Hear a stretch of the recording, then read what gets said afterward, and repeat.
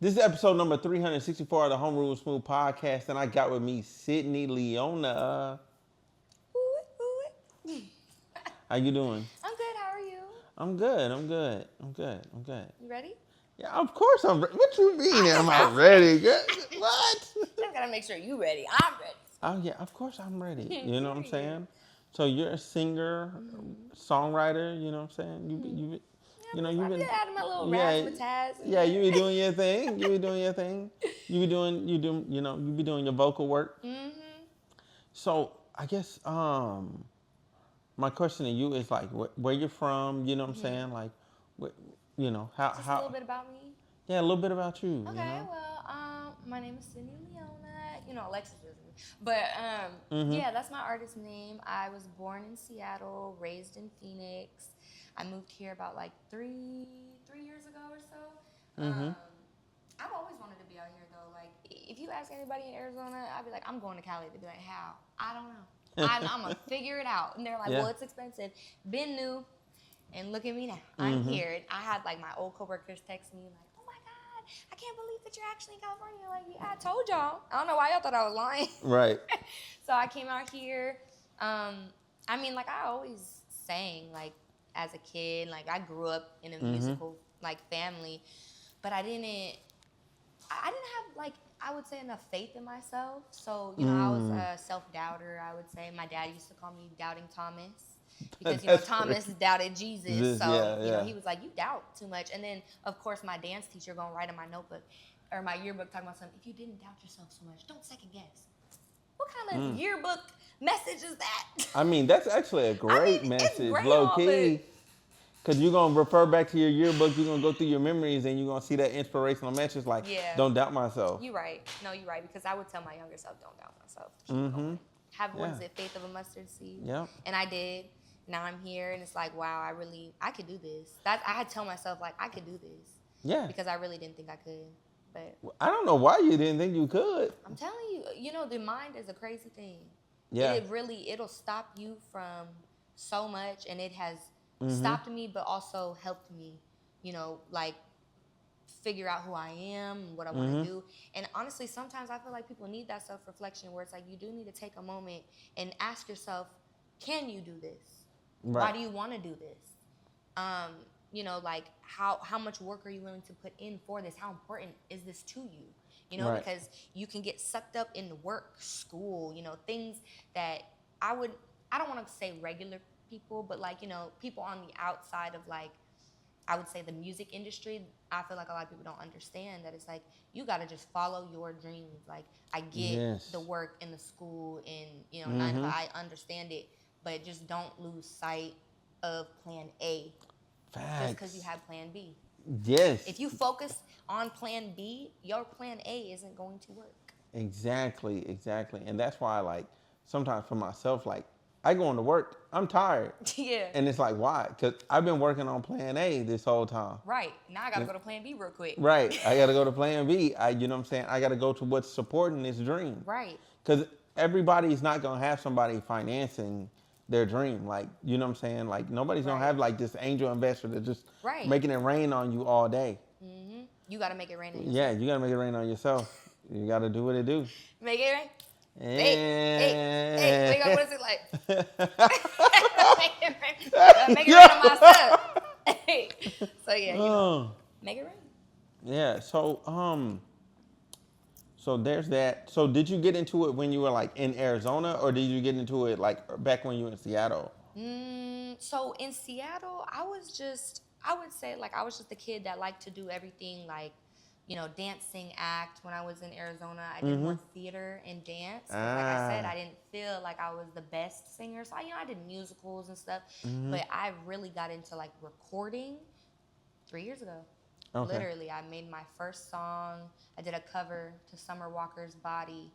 And like when the engineer heard it, oh my gosh, he called everybody, all his friends, like, listen to this. They're like, who that? That's fire. I'm like, it's me. Are you sure it's fire? They're like, no, I would tell you if it wasn't. Like, okay, well, then it's fire then. Yep. So yeah, I just started like 3 years ago, I would say. Okay. Dang, that's crazy. 3, okay. Yeah. That's fire though. And you have a bit more confidence in you than somebody that started 3 years ago. You know what I'm saying? I feel like it's because I don't. I feel like I have a foot in the right door. I would say just because the people around me have good resources around me. Yeah. I network really well, and like I said, I'm a people person. So whoever I go to, like, I think I went to one of my friends' like song release parties, and I ended up, I don't know how, but I ended up playing my music for like their owner of the like record label or whatever, and it was just like, just because I'm just laughing and talking, I'm like, oh yeah, I'm about to put out this new song. I didn't even know who he was. I'm just conversating with everybody, and I don't even know if that's a word, but Yeah, hey, but that's what it takes. Yeah. That's what it takes. So, okay, so you did that. All right, so you put out your first song. You know what I'm saying? You gathered up all the experience. You put out your first song. You put out First Impressions. I'm not going to lie. As somebody that was like, oh, I'm finna interview you. I'm finna go in. Okay, let me listen to, you know what I'm saying? We're going to get into 20-somethings because that's the first song I listened to. And I was like, okay. I'm like, yeah, you know what I'm saying? This nice. It's cute. Nice little thing. And then I listened to First Impressions. I said, wait a minute. I said, what you done been through? What's going on? First Impressions is exactly like it is what it is. Like, first impression, your first impression of me isn't what you think it is. And I love to tell, I say the same thing to everybody when I say this, like, the stuff I've been through, I don't look like, what I've been through. Yeah. But that's like surface level. Like, First Impressions is surface level, and I just wanted to put that out first because my superpower, I feel like, is like my most vulnerable side. I feel like you can hear pain in my voice, and I love like bringing authenticity and like originality to music, because you could always do 20-somethings. You could always do fun and I don't want to say meaningless, but it's whereas like First Impressions is timeless. It's to me it's a classic. Like, out of all my like songs, I feel like First Impressions is never gonna go out of style for me, because it's true and it's real and it's like it's raw, and that's exactly what I want to bring to the music industry, because I'm not saying that there isn't any. I just feel like there's not enough. Yeah. There's just not enough like rawness and just real. Back then, a lot. I feel like. And I feel like we just lost it, lost in the sauce. Yeah. Because it's fun, we want to have fun. 20-somethings is fun. But First Impressions is like the beginning of my story, and that's where I want to I don't want to put myself in a box though. So that's why it's like you see two different styles from me so quick, because it's like I don't want to be like singing about pain so much that like people don't want to hear my fun music and stuff. Because it's like, how some people, like, I don't even want to say the artist, but some people will make like, pop music and then go to rap, or like go rap and then sing. And it's like people aren't used to it. And so they're like, oh, I don't know if I like this. But if I start off doing that, I feel like maybe it won't box myself in. You don't have to say anything.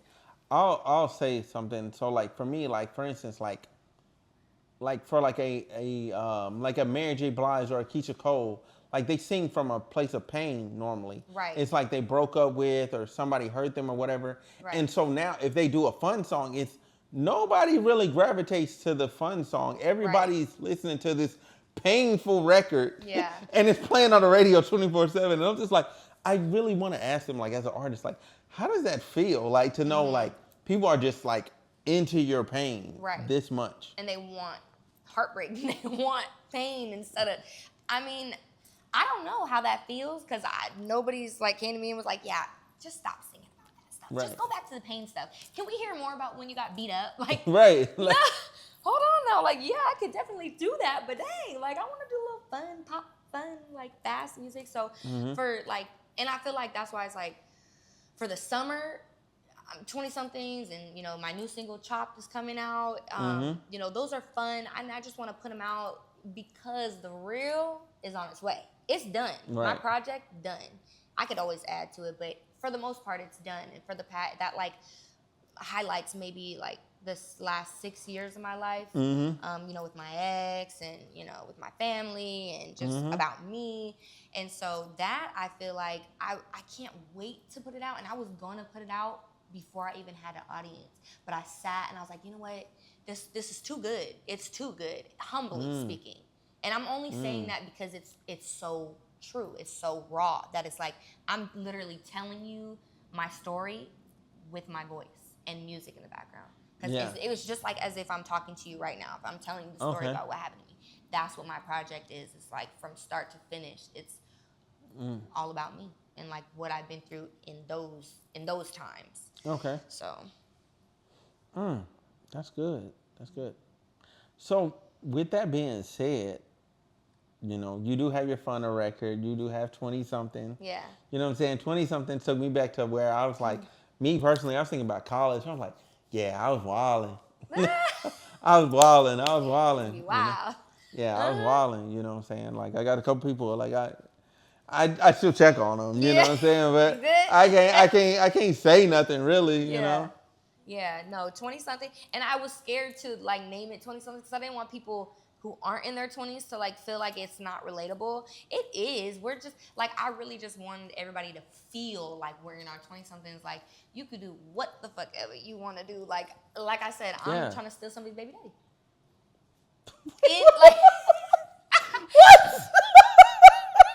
It's acceptable because I'm in my 20s. I can do that. Now, when you get to your 30s, 40s, at that point, okay, it's like, okay, girl, like, you know, might want to settle down, become a wife, but we in our 20s. Let's go outside. Let's go steal somebody's baby daddy. Like, what's wrong with that? Yo, okay, because I heard that line in the song. I was like, man, I'm like, yeah, this is definitely the 20s. And then Wade said her nigga want to lick on Fat Mom? Mm-hmm. Yeah. Like, does he though? Like, does he? Because I mean, he might. He might. He might. So that's what I'm saying. Like, let's go find out. Let's see what it is. Like, let's go outside. Let's dance. What's up? Right.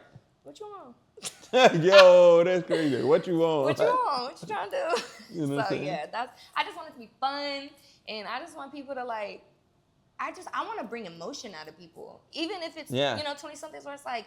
I be getting chills listening to music. I don't know, my brain does something different when I hear like a beat. I be like, ooh, like let's get into it. For me, like to get chills, it's certain types of music. Like I go, ooh, like yeah, this is it. This the one. This is the one. Like this is what should have led. Like I feel like that all the time. Like when I hear certain people's projects, I'm like, this is what should have led. Right. This is what you should have kicked out the door first. Yeah. To let people know, like, this is what type of time you on. Yeah. You know? Hence why First Impressions was dropped first. Yeah, because I heard First Impressions. I was like, yeah, you know what? Matter of fact, that's when I ordered the drink I had earlier today. Oh, yeah? Like, I was like, I was listening to First Impressions. I said, yeah, I was like, DoorDash. Right. Wine, water. Yeah, that'll get you thinking for sure. Yeah. Especially because you don't know how many people really be relating to that. I play it for a lot of people, and granted I do get some people who are like I can't relate. By all means, completely understandable. It's not for everybody, but I know that even if you didn't go through something, somebody that did. Right, and that's the place where I was at. I was thinking about the people I know that went through that, and I'm like, damn. I'm like, I was there for that. Yeah. Even though it wasn't my problem, I was there for that problem. Yeah. You know? Right. And even as a witness, like there's trauma in that. There's trauma in being a witness. Yeah. You know? And I will say, what did I want to say to you? Like, I like where you're going. I like where you're going. So then after that, it seems like you had 2 features, you know what I'm saying? On the same project, on top of that. Right. You know what I'm saying? First of all, like, I was extremely shocked, too, because, when you turn in your mixtape or your album, you got to make some cuts, okay? Right. Like, and I knew they was making cuts, so I was praying. I was so scared. I was like, oh, my gosh, like, how much you want to bet my songs ain't even finna make it? Like, right. But at the same time, though, I had faith because, like, those are the ones that I'm on. Like I said, pain is my superpower. So those are painful records. Yes. If you listen to it, those are especially 3 p.m. at Dairies. Yeah. Oh my God. It's actually weird, like singing along to it. Not my part, but his part, the raps, I'd be like, ooh, ooh. Yeah. The placement. So for the people at home, the album we're talking about Ray Vaughn's records, okay? that he has on oh my God, help me right now. What's The Good, the Bad, and the the Dollar good, Menu. the good, bad, and the dollar bill? Yes, Dollar Menu. dollar menu, Yeah. dollar menu, because he was broke. The good, the bad, Right. the dollar Right. menu. Yeah. So, man, hey, that project is actually really good. Like, and Start I to would, finish. yeah, I would So tell good. a lot of people, you need to tap into that. For You need to sure. tap into that. I don't care where you're from, how you feel about them, blah blah blah. It's good raps, For okay? sure. It's good hip hop. It's real. Yes. Yeah. Just like where I'm going, that direction, it's real, it's authentic. Yep. You could hear it in his voice. And then Yeah. being like listening to it on your phone is so different than like when you're in the studio and just watching him work, and it's just like, damn, you are talented as hell. Like, Yeah. that is insane to even, I'm very grateful and like honored to be even a part of something like that. Cause I never thought that I would be able to. And then two, Yeah, you got what? 2 placements. That's crazy. And then with Samara Cyn, Yeah, she yeah. blew it out the Hey, water. Samara Cole too. She's cold. I was like, dang, I'm really on a song with her. Hey, girl. I was like, I'm Sydney.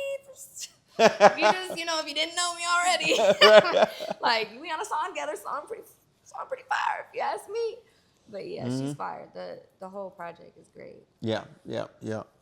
Which one is your favorite of the two? Of the two, I would say 3 p.m. Only because I think that was the first one that I recorded. And when I heard the beat, I was like, I want this. I was like, I want to be on it. Like, can I? And he was like, yeah, no problem. I'm like, well, I never thought it was gonna be out. We have other records together that like won't probably come out, but Yeah. that one, I was just like, dang, this is fire. Because he didn't really know which direction he wanted to go with the his project, mixtape yeah. first. So we didn't know if it was going to be real or if it was going to be, something else. And so when it turned into that, and we had, 3 p.m. and then we had Janky Moral Compass, I was like, oh, dang, 2? Like, this is crazy. And everyone's okay with it? I'm like, because, I'm not, I'm like a nobody. I'm like, so, it's okay? He's like, yeah, it's my project. I'm like, okay. I'm not going to ask twice. Yeah. Don't dig too deep. Yeah, I was digging too. Yeah, I was like, don't are you dig sure? too deep. Is he okay? Right. Yeah. Man, yeah, Janky Moral Compass is my one. I was like, Yeah. I was listening to that. I was like, It's a bop. yeah, because it's like, Hey.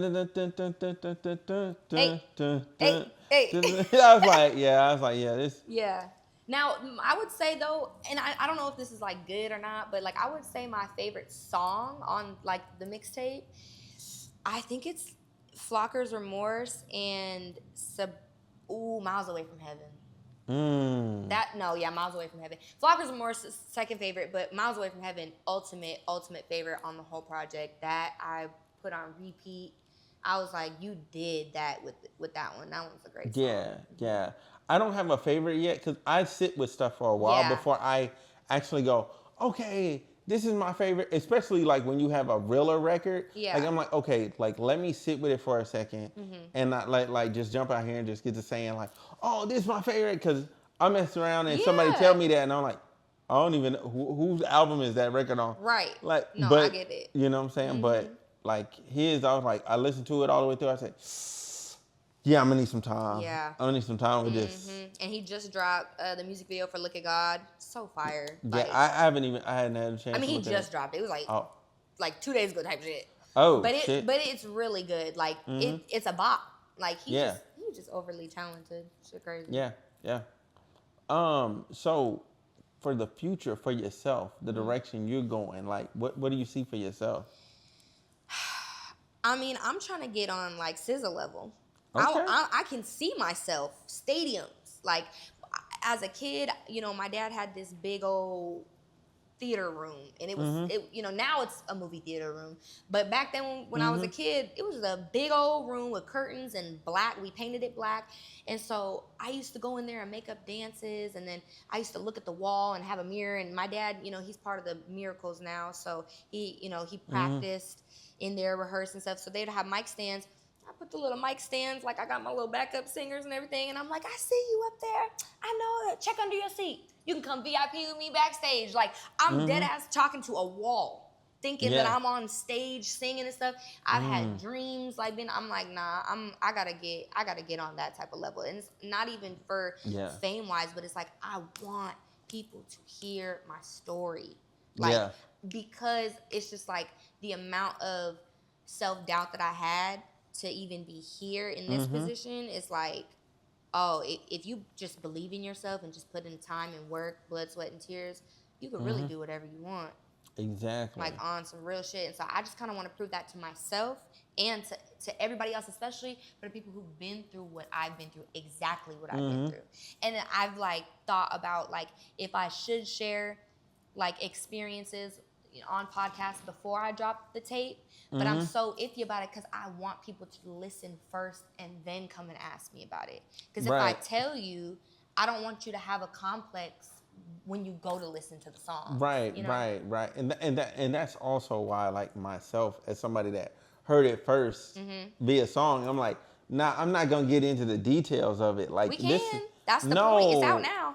I mean, it's out now, but I don't want people to like misconstrue that.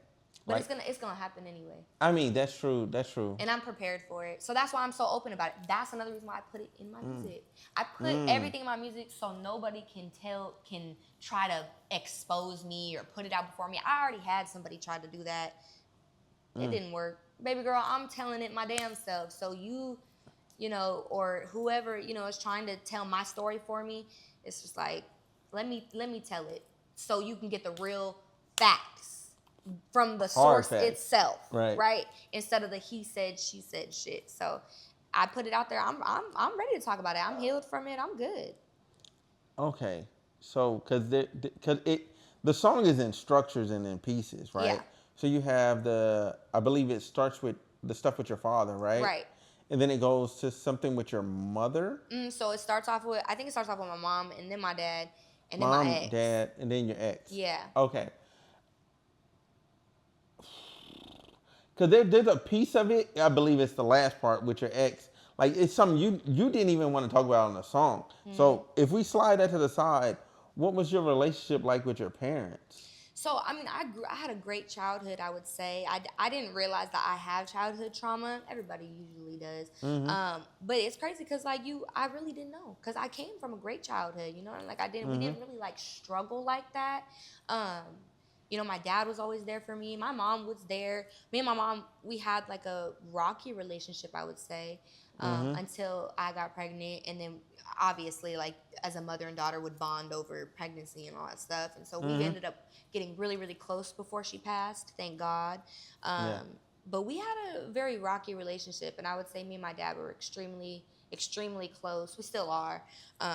He did a lot for me. He taught me a lot, and I owe him a lot, I would say, especially with just how I am as a person. I feel like he definitely showed me how to love and stuff, and so watching them, like, they weren't the best of partners, so I didn't grow up watching them be super affectionate. It was more so my dad taking me on dates, showing me, like, hey, if a man loves you, he's gonna take you places that you like to go, and like, basically showing me, like, this is what a man is supposed to do for you. So my dad is my, like, he was my first love. He showed me, like, oh, this is what a man is supposed to do for a woman, because their relationship just wasn't the best, I would say. You know what I mean? So that's how it was with my parents.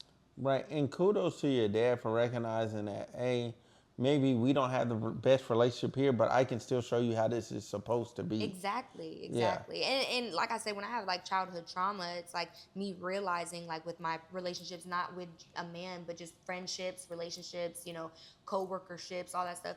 I feel like it really shows, like, how I am as a person and how I was raised, because, I love affection. I'm just not good at showing it. And I think it's because I never seen my mother, like, you know what I mean? Like, just go up to my dad and give him a hug and stuff. But that's something that I would want, my, like, man to do for me. And so it's like realizing, I feel like when you get older, you realize that it's like you don't got to struggle or go through crazy shit as a kid to have childhood trauma. I got a lot of childhood trauma that I didn't realize until I got older in my relationships. Yeah. Same with myself. I have stuff that I went through, like, for instance, like, as far as, like, holding on to stuff for too long, because I feel like I could never have anything. Yeah. For myself. Right. So, like, I hold on to things for too long. Like that's I my can't thing. let go for shit. Yeah, that's my thing. I know for sure that's my thing. Like I Yeah. just hold on for dear life when I should have just let it go a long time ago because I'm Yeah. not even that same person no more. Exactly. What do I say? I say if you knew me, what do they say? What do they say? What's it like? If you knew me past, what is it? I don't know what it is. Like, What are you talking about? it's like if you knew me before 2023, you don't know me anymore. No, Because that's I'm facts. not, No, I'm not the that's same facts. person at all. That's facts. You can get any person over I would say like a 2 to 3 year period. Yeah. And you're not checking in with that person regularly, you don't know them no more. You got to restart the relationship. Yeah, you got to restart it like y'all just became friends all over again. Literally, because you have to catch up. And what I've noticed is I don't even got the time to do that. Like, I don't have the time to catch you up on who I'm becoming. You either got to be here or you got to be square. Right, and that's a you got a great point there. Like people got to accept that. Yeah. With people, like just accept who they are right now and where they're going. Like if somebody tells you like, hey, this is what I'm doing and this is where I'm going, cool, I accept it. Like I'm not finna argue with you. I'm not finna deep dive your life. I'm not finna be like, well, so and so said. I don't give a fuck. You changed. You were never like this. Yeah, that's what happens. That's life. You're supposed to. You're supposed to. Well, I ain't trying to be in the same square one for my whole life. I'm trying to change. I want to elevate though. That's the thing. It's like, are you elevating or are you like changing for the worst? Right. That's true. That's very true. But with that being said, what's something you want to like tell people about yourself? Like you want people to know for sure. Like they walk away from this, hey, this is what I want people to know. Dang, that's a good question. I guess I would just want people to stop being so damn judgmental. Dang. Okay. Because no, like whatever people take away from like what I say, like that's on them. Cause it's not gonna affect me none. But I just wish people would stop being so judgmental. Just because a person has been through this or has done that or has experienced that, that don't mean that they're a specific type of person because of what you created in your head. Like if I tell you one of my secrets, that doesn't mean come up with your own personal idea of who I might be or how I might be towards you. So if I tell you, gosh, I want to say something so bad. If I told you I did drugs back then, that don't mean I'm a crackhead. Right. You know what I mean? And people gonna be like, oh my gosh, she did drugs, she crack. Like, no, I could have been, but you don't know that, right? Right. So it's like, don't judge people based off of what they do or say or what they were. It's like, I had to learn that from my mom because my mom was addicted to prescription pills. And she had a lot of surgeries, and so she ended up getting on opioids, and I judged her, and I think that's what caused a rocky relationship. Because I was just like, ugh, like why can't you be a good mom? Like why you gotta be on all this and da da da? And it's like, as an adult, I had to go through life experiences to realize, like, oh, it's not that easy to just. You know what I mean? Like be just the perfect mom and, like get off a prescription pill. Like you really, as a kid, you really don't know. And even as adults, I see adults still judging people based off of what they do in their past. It could be people in jail, like people on the streets. You see a homeless person, I ain't giving them no money. They're just going to get drugs with it. How do you know that? Right, exactly. Because if I was on the street, I never would be. But if I was, that's not what I would be. I'm trying to get a fucking McDonald's burger. I'm hungry. Give me a 6-piece chicken nugget, my nigga. I just need $4. Yeah, and you think I'm gonna go get some damn drugs? I'm just trying to get some chicken nuggets. Right, because it ain't even a dollar menu no more. It's a value menu. Thank you. Hold right, on, that's $2 at the start. Like off rip, they you talk need about 8 quarters. Okay, plus tax. That's what happened to the dollar menu though. Yeah, so it's that means you $1.09. need 2. That means you need 10 quarters. Right. You know how long it took me to get them pennies and dimes together? Right, exactly. Like, damn, I can't even get $1. Yeah, so that's basically what I would hope that people would just not judge me based off of even the first impression song. Like, I know I'm gonna get judged. I know people are gonna say something, but I would just hope, like, if they do take away something, take away the fact that I'm honest, open, true, instead of what I've been through. Right. So, because my main thing with people doing that, like judging, is like, look at yourself. Mm-hmm. Like, you got to look in the mirror first. And I know I can't judge nobody. Right. Whether you think long about it or like you do a quick skim, I know there's enough in my life where I'm like, I'm not proud of that moment. Mm-hmm.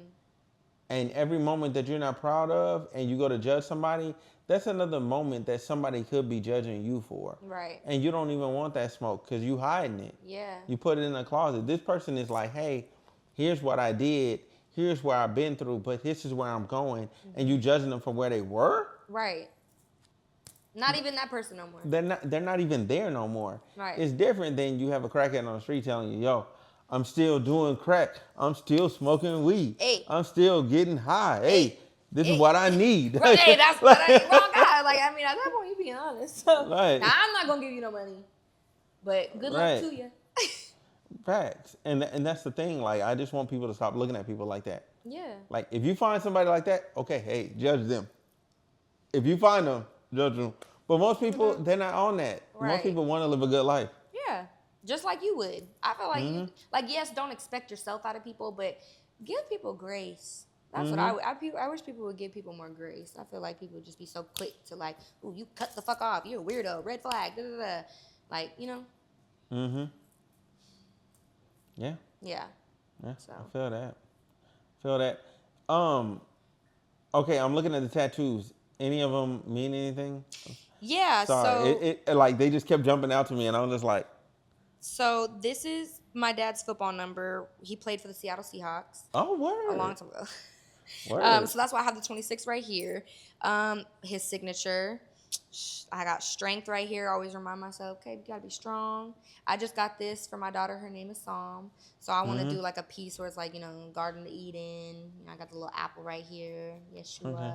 This is me and my dad's matching tattoos. I love you, infinity times infinity. Got prosperity right here on my neck. Be prosperous. So, you know, it's just, they all mean something. Me and my mom, my sister got matching right here. So I'm gonna get my mom right here because she, like I said, she passed away in October. So I'm gonna get a portrait right here of her. But yeah, all my tattoos mean something, and because again, it's like aesthetic, my brand. What you see is what you get. So I want to just be as authentic as I can. Facts. All right, y'all. So listen. This has been episode number 364 of the Homeroom Smooth podcast. I thank y'all so much for being here, for watching. Like, comment, subscribe. Make sure to follow Sydney Leona. And we're going to get up out of here. Yes. Thank you.